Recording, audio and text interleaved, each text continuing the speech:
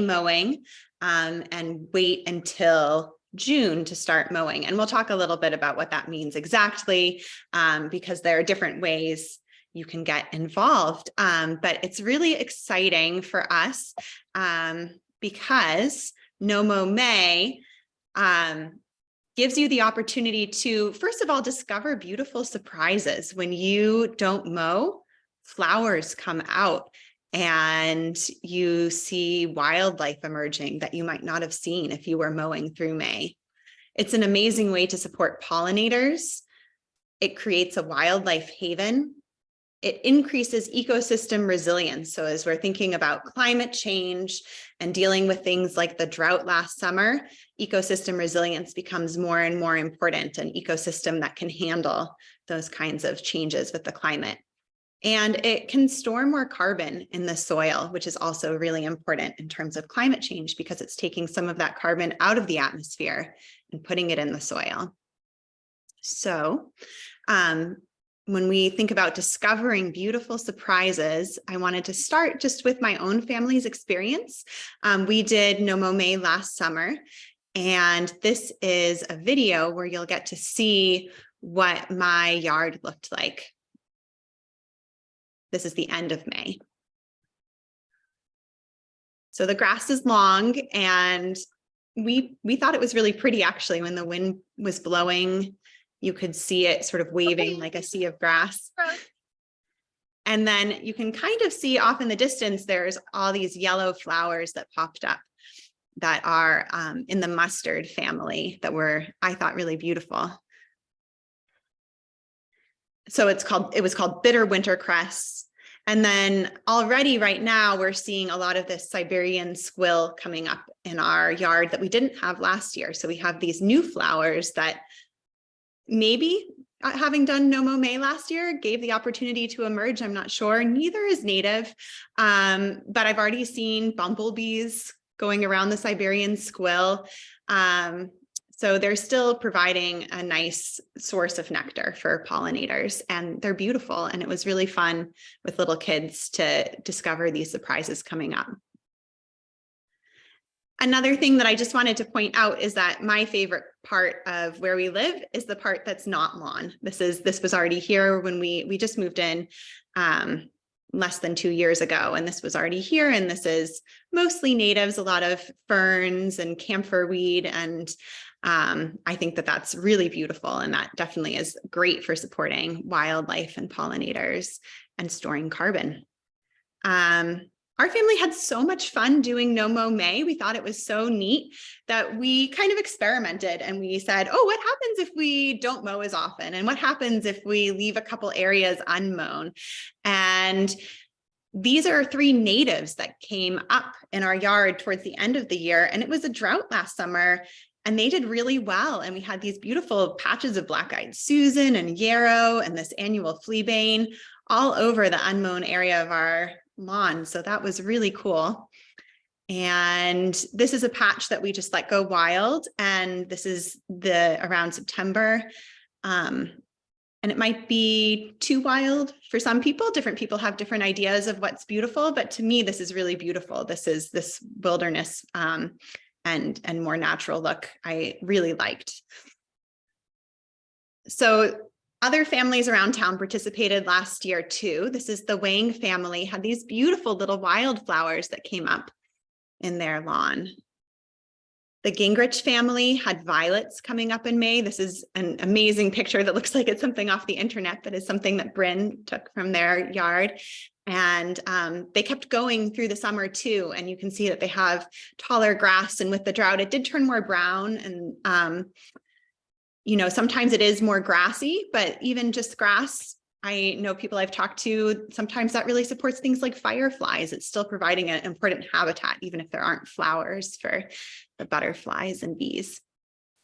And then going even further, the Rice Shahan family has just this amazing pollinator garden of natives, and they don't need to mow at all because they have these beautiful, beautiful flowers everywhere. And this is definitely supporting pollinators, beautiful and very low maintenance. So I keep saying pollinators, and why do we care about pollinators? Why do we need to support them?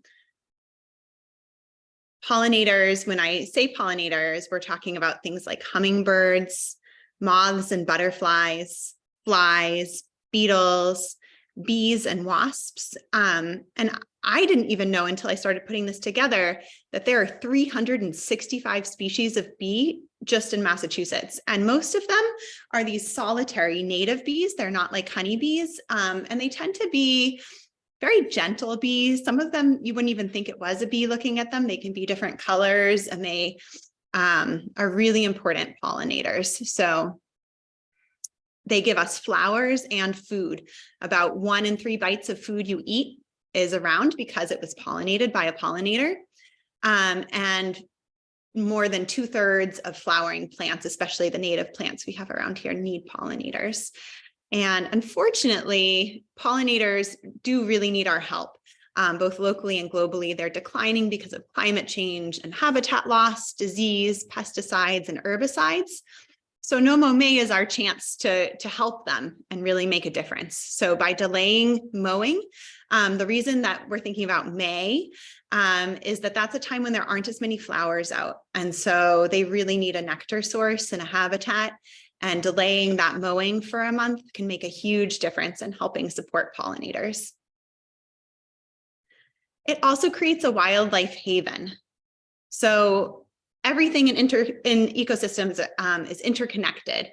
And when you have more insects, you have more birds. A huge number, more than 90% of baby birds' diet is insects. They need a lot of insects.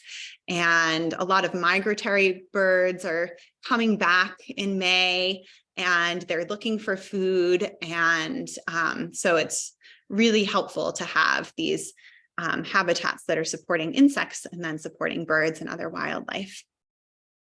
It increases ecosystem resilience. So Diana's garden that we saw the beautiful picture of before, a lot of our lawns with grass were brown and dry last summer. This is her garden during the summer last year, and it's thriving. It looks beautiful. It's very drought tolerant, much more resilient. And the main reason for that is that diversity really in ecosystems brings a lot of resilience. And so when you're letting more flowers come up, you're allowing it to be a more diverse and therefore more resilient ecosystem.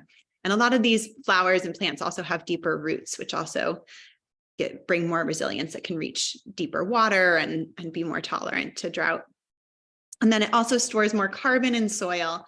So when you increase plant diversity, especially with native plants, you can increase soil carbon, and especially planting, if you're adding native plants, that can really increase soil carbon. But just by supporting pollinators, you're supporting native plants that already exist in our community. So that's helping the soil carbon and helping take carbon out of the atmosphere.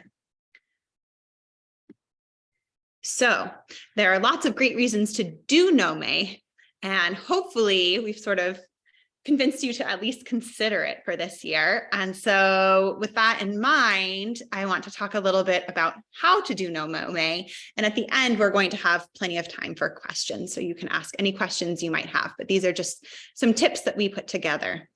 And the biggest one, I think, is to put up a sign. And that lets people know that what you're doing is intentional, because it is different than our classic aesthetic of a nice, pristine lawn. And we do hear sometimes the concern about, okay, if it looks messy, will people think I just don't care? And so it's an opportunity to let people know that you're doing something for a reason. Our signs have a QR code where people can scan it and learn more. So you're also educating people about what you're doing and why. And it might be a fun chance to invite people, if you're out in your yard, to come have a conversation with you about what's going on there. It doesn't have to be all or nothing. We were just like, we'll just do everything for May, and we didn't mow at all. But that does not have to be how you do it. Lots of people mow paths, and that keeps it looking a little neater. The picture on the left looks very intentional, very kind of elegant, in my opinion. And so these paths give you an easier way to pass through and enjoy it and make it neater. Diana puts down wood chips. So if you're planning something more permanent, you could put in more permanent paths, or you can mow paths. You can even just do a section of a yard that's not mown and say, this is my experimental year where I'll see where it goes in a patch. And then maybe if you like it, you can try more the next year. It'd be awesome to do as much as you feel comfortable doing. And a lot of people are worried about ticks. So going back to these paths, that is one option, is to mow paths. But actually, we've been looking through the research and talking to experts, and there's been a lot of recent research, and I have one paper linked at the bottom that shows that mowing less often might not increase ticks at all. And some of the thoughts behind that are, when you're bringing in this diversity, and you're bringing in predators of ticks, you're bringing in the birds that are eating the ticks, then you might actually not have a problem. That ticks tend to thrive in this monoculture of just grass more than they do in a more diverse system. So it might not be as bad as you think to begin with. It might not even be a problem, but you can definitely mow or mulch paths. And then, as anytime we spend outdoors, going in the woods or anything, you can do all the normal tucking in socks, wearing light colors, wearing repellent, checking carefully and showering. All those sort of prevention techniques can be helpful. But we're hoping, we know that that's a common concern, but we're hoping that we can convince you that you can do things to prevent that from stopping you doing no mow May. Another tip is that some people, when they do no mow May, like to add in some ground covers, but you can also just see what comes up. So we just saw what came up in my yard, and we didn't do anything special. But sometimes people will throw in some violet seeds and watch violets come up. Diana has some bluets that actually just emerged, which is really cool. And I think they're such lovely flowers, and you can also buy bluet seeds. If you're interested in ground covers, one great place to look is the Wild Seed Project, which is in Maine.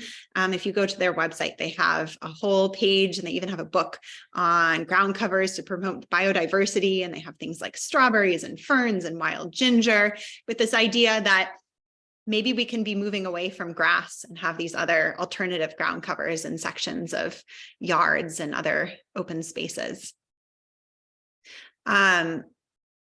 So when May's over and it's June and you're ready to mow, the first thing is you can kind of be happy that you saved time. You didn't waste time mowing through May, if you don't like mowing. But the reality is that it is a little bit harder, that first mow, and something that can make it easier, and also is a little bit easier on the grass, especially if your grass grew really tall, is to raise the mower as high as you possibly can and do a first pass. And then you might need to do a couple passes after that.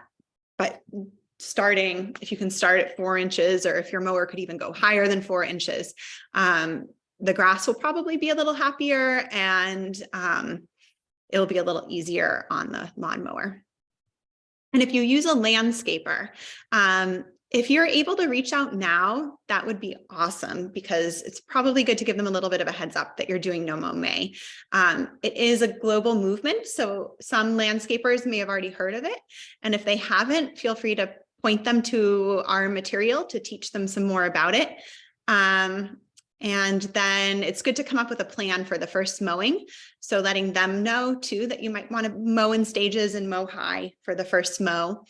And the other thing is you can offer to pay more, because they are losing some revenue from May, and it is a little more work that first mow. So that might help them feel better about it. You know, oh, it's going to be a little more work and you're not paying me for May, but if you're going to pay me more for this first mow, that's okay. But definitely just having an open conversation with them about what you're doing and why, and starting that conversation now, I think gives them a little chance to prepare. So some common questions that we're anticipating, but I'm sure you'll have amazing questions coming up after this. But where can you get a lawn sign? So we have lawn signs for you, and they are going to be available starting early next week. If you go into the Codman store at Codman Community Farms, there will be, and we have all your emails, so we'll send you information on exactly where at the store, but there's going to be probably a box with the signs. And one thing that we're hoping to do is have a record of how many people in town are participating. So that is year after year, hopefully we get more and more people participating. We have a sense of that. So we have an online sign up. We also, I think we'll have a sign up sheet at Codman. So if somebody goes in and just sees a sign and wants to get one, they can sign up there on a piece of paper. If you want to learn more, we have there are a lot of great resources to learn more that we list on our website, and we have some information on our website. And so we have a QR code here that you can scan, or you can go to www.lincolncommonground.com, and you'll see at the top there is Mow May. So you can click on Mow May and learn all about what we're doing in Lincoln, specifically how to sign up for getting a sign. And then we have a lot of links at the bottom to learn more and get more information. And what if you don't have a lawn? That's totally fine. We don't want this to be something that is only for people who have a lawn.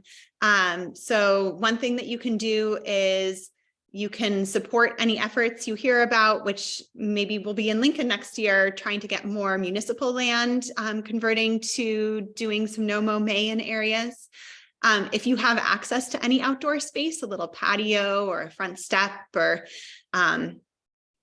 anything like that, you can put out containers with native plants. Native plants are really great at supporting pollinators. And we have information on our website as well about native plants. So you can go again to lincolncommonground.com and go to our resources page on native plants and learn more about what kind of native plants are helpful for pollinators and where to buy them.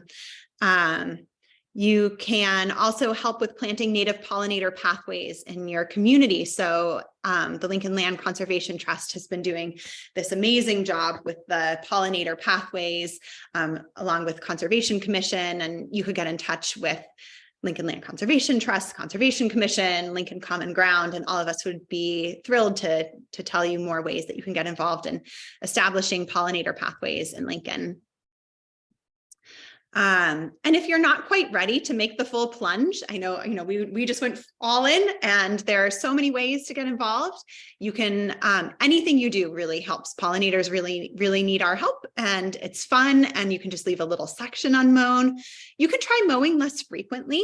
Even that makes a really big difference. If you're used to mowing every week, see what happens if you mow every other week. A really important one is stop using pesticides and herbicides. If you're using pesticides and herbicides, that's actually really, really harmful to pollinators. And then anything that eats the pollinators, it kind of trickles up the whole ecosystem. It trickles down into the soil and into, this is my area, is like the diverse soil microbial community that give us healthy soil and help plants grow. It can harm them. And actually a tip that I have heard is that if you do use herbicides and pesticides, Mow May is not for you, because by letting flowers grow that have herbicides and pesticides on them, you could actually harm the butterflies and bees and birds that are coming there. So if you're going to do Mow May, please keep your lawn herbicide and pesticide free. And then adding native plants is wonderful. It's great if you want to add some native plants into your home or area that you are planting. And if you are excited and you think, I want to do even more, this is so great, you can go beyond Mow May. And there's this quote that I like, that Mow May is a launchpad for change. So this is the beginning. And a garden, this is from Derry McBride from the Garden Club of America. A garden is only as rich and beautiful as the integral health of the system. Pollinators are essential to the system. Make your home their home. And so really starting to shift our thinking from my yard is only my yard to my yard, if you have a yard, or my open space that I have access to is a place that I share with the pollinators and the wildlife, and together that connection makes it more beautiful and more healthy. And so you can do a little bit of what my family did. If you want to go further, you can kind of experiment and say, what happens if I leave a section of my lawn unmown all summer? What if I mow less frequently? What if I replace some of my lawn with native plants? This is sort of a pilot. Even though it's really expanded globally, this is a movement that's only been in the United States for a couple of years now, and it's really growing rapidly, but we're learning every year more. And we're going to have opportunities for you to share your experience. So if you are loving it and want to email us pictures, we'll have chances for you to email us pictures and learn more and see how it works for you, because every space is a little bit different and new things might pop up different years and in different places. And ultimately, if you go all in like Diana did, you can transform into what I would say is a pollinator paradise. So this is her backyard, which used to be covered in invasives, and now is this beautiful, this is in the fall, pollinator haven full of native plants.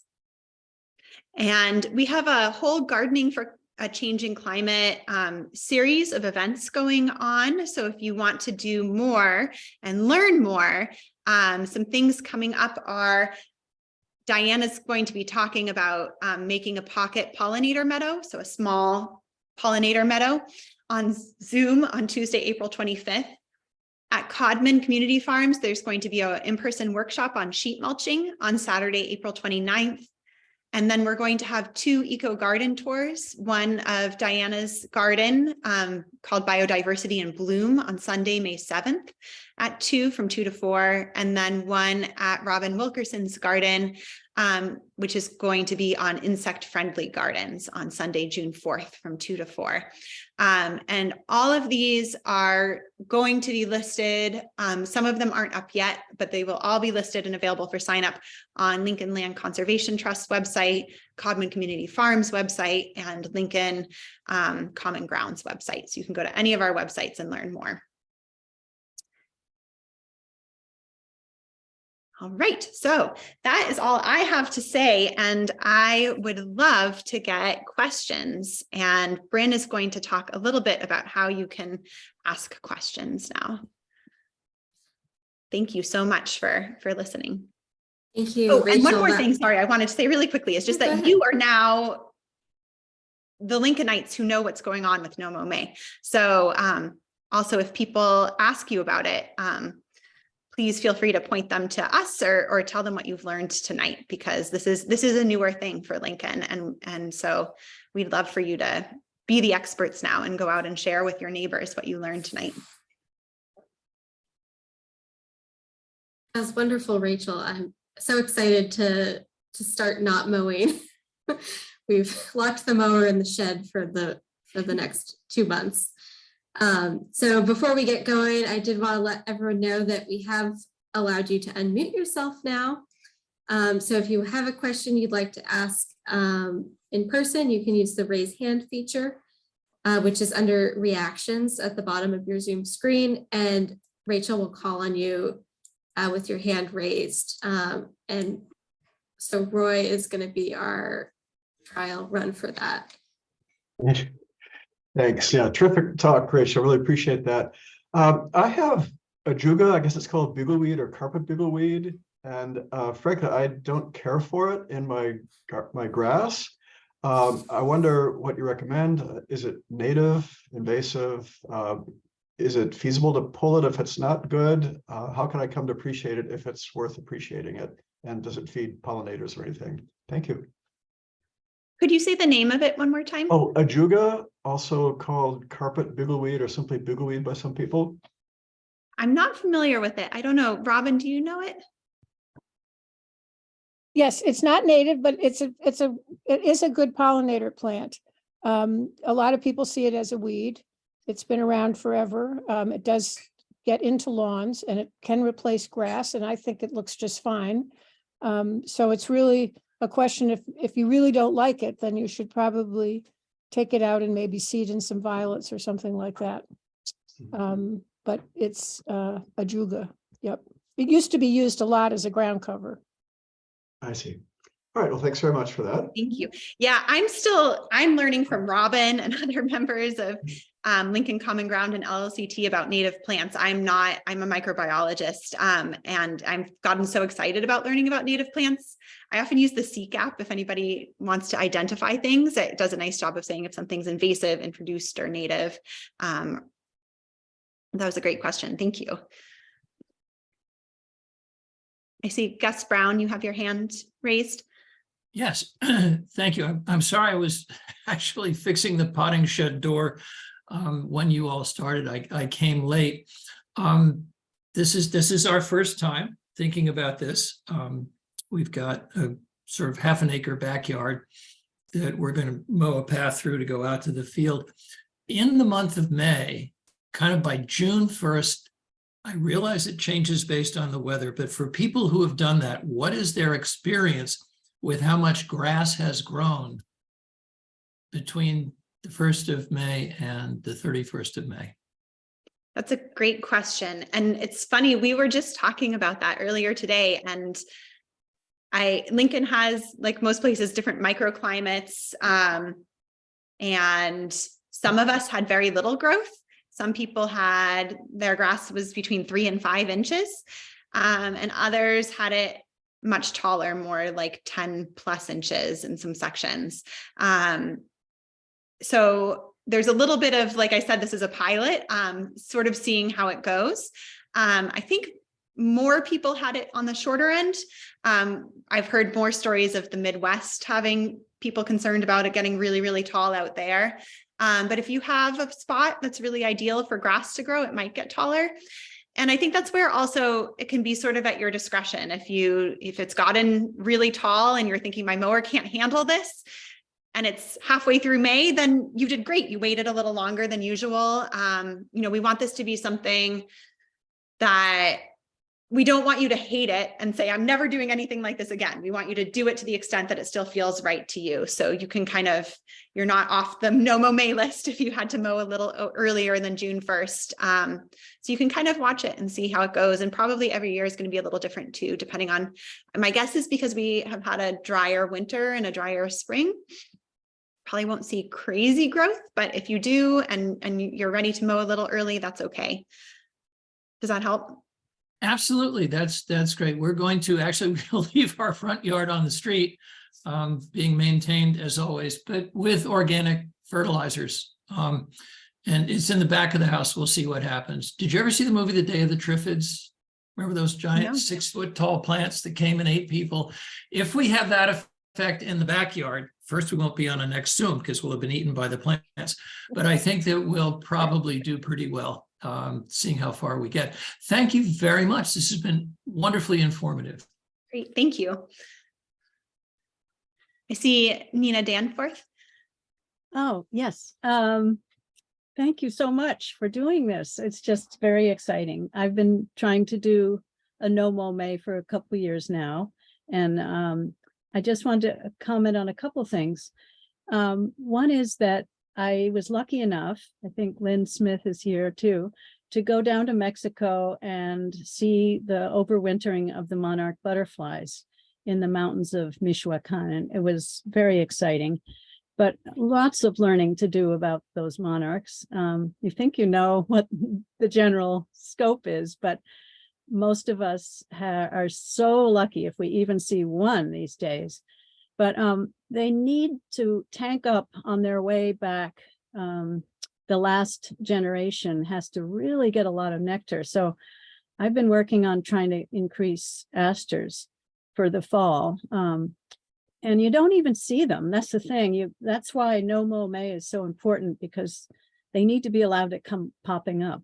And that's one of the last things that the monarch can do to survive the long trip down to Mexico.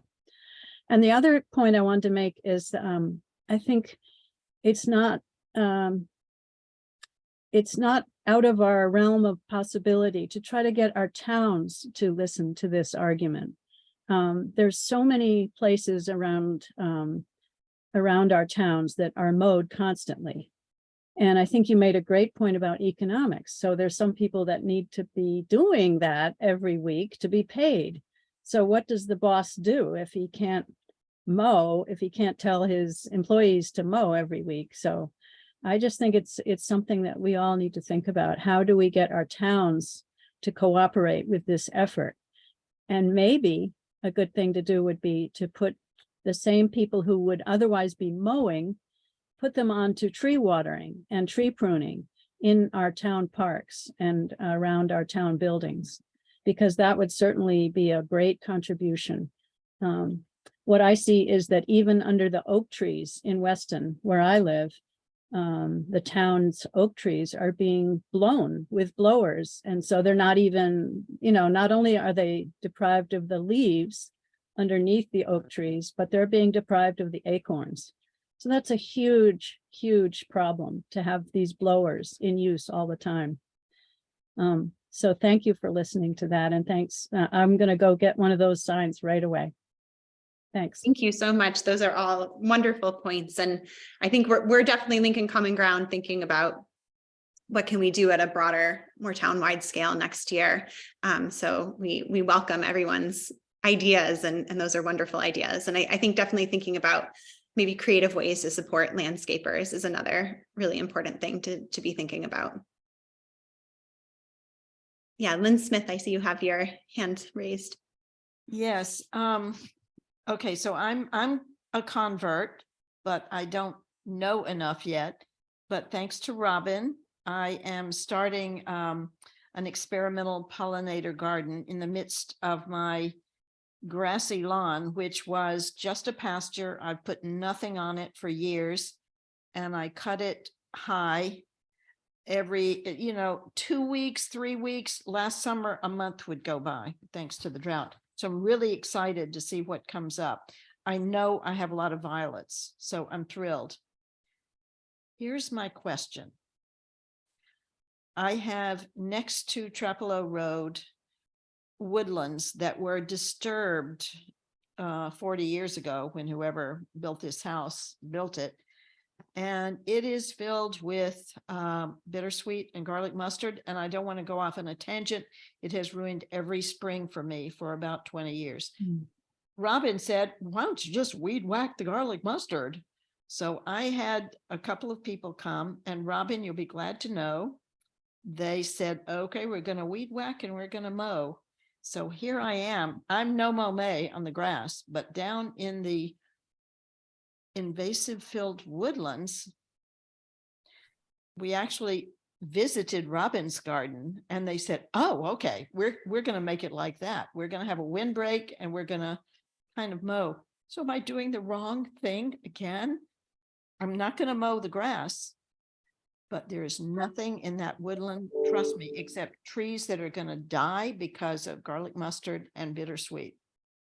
Anyway, I'll take my answer off the air. Or your. Yeah, I'll let Robin take this too if you have anything, Robin. But I think invasives are a big question that and a big issue. And I think that what I keep going back to is this idea of this launch pad of change. If getting the garlic mustard under control is then going to let you bring in more natives that are going to help the pollinators in the future, that seems like, I think sometimes you have to be balancing different things at once. But Robin, I don't know if you have anything to contribute to that. No, that's exactly right. And Lynn, I appreciate that you're really embarked on a very challenging endeavor there to get rid of all that garlic mustard. Yeah. And if she thinks that, I mean, if weed whacking is at least to keep it from flowering and spreading more, that's definitely worth doing. And I want to see a lot of hay scented ferns going in there. I think that would be. I love hay scented ferns. There is really. Yeah, no, that would be, and they will choke out garlic mustard ultimately if you can, get them under control, but we'll talk. Okay. Yeah, it is a rather particular set of problems. I just wanted you to know if you saw mowing in my woods. Oh, Lynn, you're the last person I'm worried. Not worried. Yeah, we have hay scented fern and on the edges, and that's where we don't have a problem with invasives. It really does seem to do a great job of keeping invasives under control. The invasives are just so entrenched. But thank you for doing this, Rachel and Emily and all of you Common Ground people. I am I'm so inspired. Thank you. Well, thank you. It's great that people are willing to try it. And again, I think we'll send out messages too, but if anyone has a really exciting experience or learns something from it, I think we're all still learning, and we'd love to hear your experiences and get pictures and keep sharing that, so that as a community, we can keep figuring out the best way to do No Mow May in the future. Can I make a quick plug, Rachel, for the Land Trust plant sale, which is going on right now. So if you are looking to move past the No Mow May into a gardening venture, I really encourage you to check out what we have on offer. We have asters. We're offering calico asters, and I think we also still have some plants left that tolerate a little bit more shade if you have a more wooded area. We don't have any, Lynn, I think that would be successful in a deep woodland, but there are wonderful woodland plants that you could add to try and choke out the garlic mustard. And I know that, you know, once they're established, they can often hold their own, but it's hard to make that transition. So I love the idea of putting a fern garden underneath your trees and bringing some life back to that forest. I actually looked on the Land Trust website and for pollinator plants. Is that on the website somewhere? I missed it. Yes, and Emily just put the link in the chat Oh, good. there. Okay, thank So you. you can grab that. Yes. Yeah, thank you, Bryn. We got some plants from you last year that did really well. So I'm just checking to see if we have any other questions in the chat.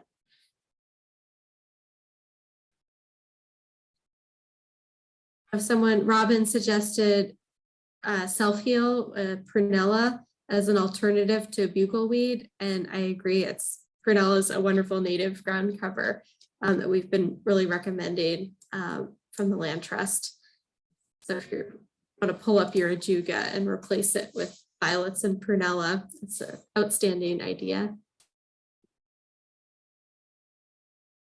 Can If I I just could- add, can I just add something about those who are starting out to do this, that water has really helped me a lot. Just having 2 bird baths, and I try to remember to fill them every day. One is almost flat down on the ground. It's just stone, and Garden in the Woods is where I got mine long ago, and the other one is a higher one, but just keeping those bird baths, water source full, especially in this drought. And we are in the middle of another drought. It's shocking.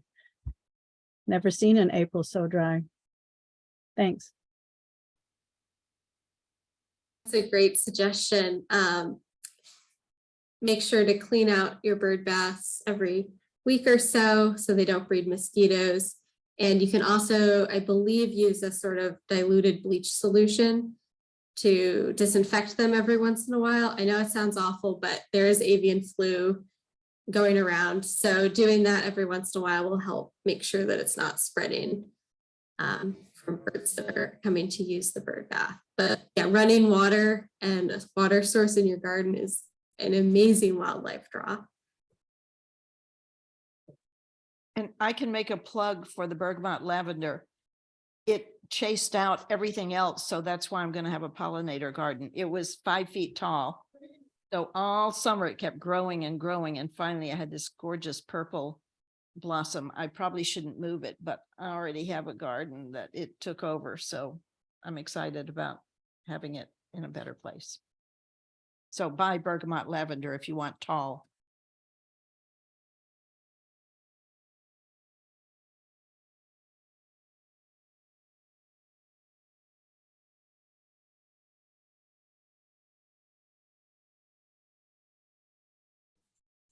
A couple of other ground covers that do really well around here are wild strawberry, which is also one of the keystone plants. It's extremely important, and it can handle some traffic too. Plus the berries are nice to eat. And I personally have had some success smothering garlic mustard early in the season, putting, if you've got a big mat or area of it and it's not interplanted with anything that you're trying to save, lots and lots of cardboard, some wood chips, leave it and let the poison dissipate, and then you can start planting stuff into it. But you can't till it because that exposes the seeds. So you just plant like right on top of it and like just cover the seeds, cover everything. It's easier than I don't have the patience to pull it all out. I've been pulling for years. Yeah. Nowhere except ruining my spring. So you said poison? You said something. Well, it's allelopathic. So it puts a chemical into the soil that prohibits the. I thought you meant plants. okay. I thought you meant somehow the cardboard was putting. Yeah, no, no, the garlic mustard. It's definitely a mat. Yeah. But you have to go heavy. That's the thing. I might call you, Diana. Okay.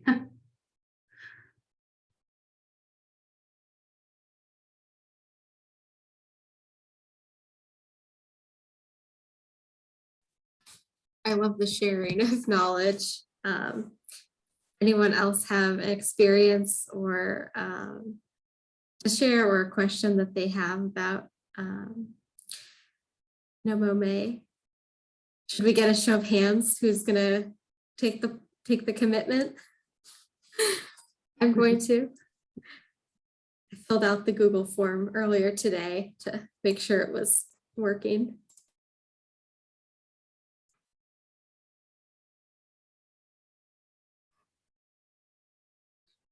I love it. So Rachel, do you have any final thoughts to add? Otherwise, if we have no other questions, we might end early, under an hour. I hope you have 56 Mow May signs.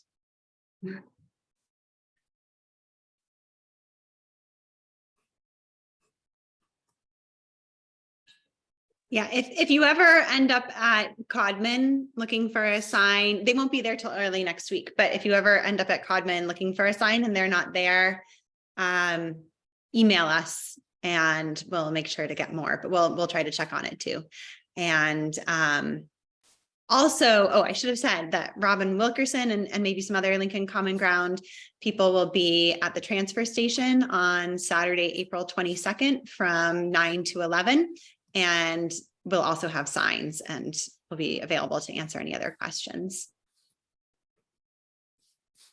And just to follow up with that, if you registered for this program, we will send out a link with the recording so you can go back to any of the topics that Rachel covered, and we'll also share in that email, that follow-up email, links to the pledge and more information about picking up a sign. So if you can't remember tomorrow, it'll reach your inbox hopefully tomorrow afternoon.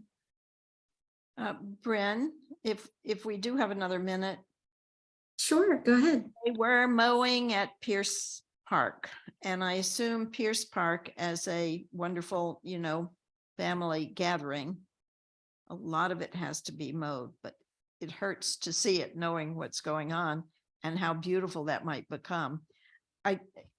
So Pierce Park aside, is there any municipal, is DPW at all tuned into this? Are they willing to even experiment in certain places, or is that the last mile of, effort? Just wondered.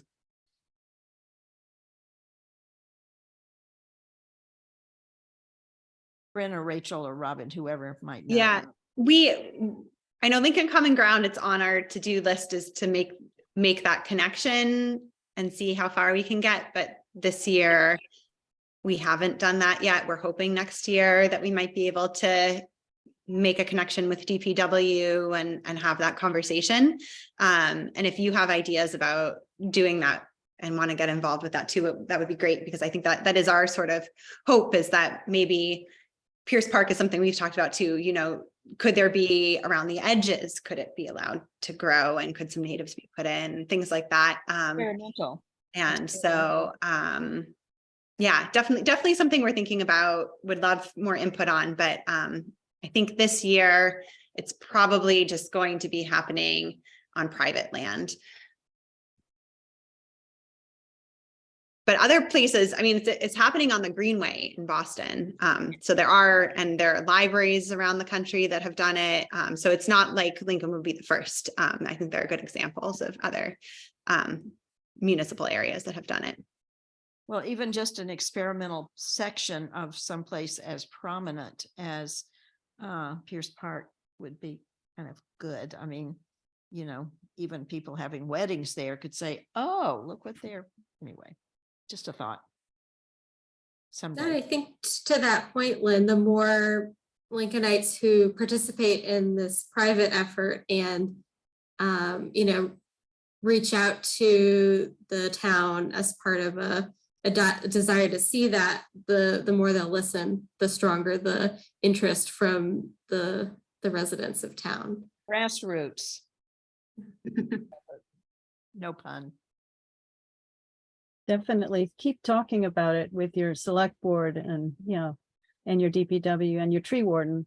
Let them know you're worried about this, because we are faced with another drought, and these kinds of efforts will help mitigate in a small way, but still significant, especially if we all do it. It'll make a difference in pollinators and the health of wildflowers. So as Lynn said, you know, if it has a sign on it that this is an experimental area, do not touch, or, you know, or just make sure it's bordered by a little mowing around it, people will start to notice it, I believe. I had a sign, but it blew down, so I put it back up again. It was just an early effort.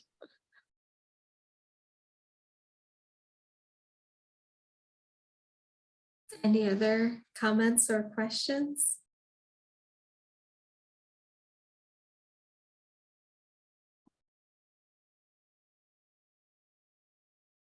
Okay, seeing none, thank you everybody for joining us this evening. It was a really wonderful discussion and presentation by Rachel.